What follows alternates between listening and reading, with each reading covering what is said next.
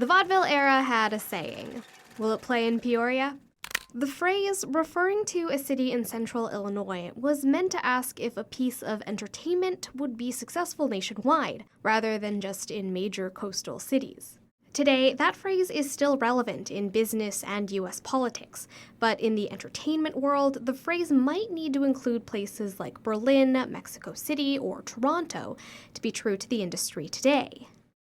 Titles that have global appeal, the ones that can maximize your sort of what we would think of in terms of demand across the highest number of markets, by definition is going to be what you want to make, right? You only have a limited amount of resources, not only of money, even if you have billions, but also in terms of, people and time. The research firm Parrot Analytics measures the global demand and travelability of television shows from companies like Netflix, Hulu, Amazon Prime Video, and CBS All Access. Guess which country they found has the highest rate of global travelability? Surprisingly, it's not the US, it's Canada.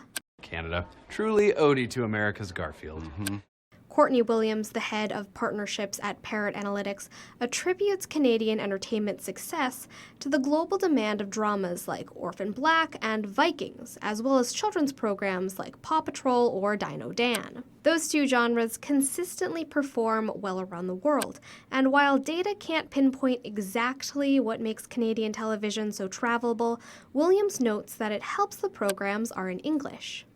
Canada and Canadian content typically falls into that same category as, U.S. or English content, which up until recently, as you know, people were not so keen on having foreign language content or subtitled content unless they, lived in Russia or some parts of Asia. And so as a result, English language origin content also, as a rule, typically travels better. I have my license in 7 different countries, and I have my F-class. The travelability of Canadian TV says a lot about how the country's entertainment industry has grown over the past couple years. In 2017, Netflix announced it would invest more than $400 million over the course of 5 years into original Canadian productions like Anne with an E or Alias Grace. Just 2 years later, the streaming company said it already exceeded that investment. Beyond Netflix, Pop TV's Canadian sitcom Schitt's Creek marked the first show from the country to receive a Critics' Choice nomination for Best Comedy. The program was also nominated for 4 Emmys this year.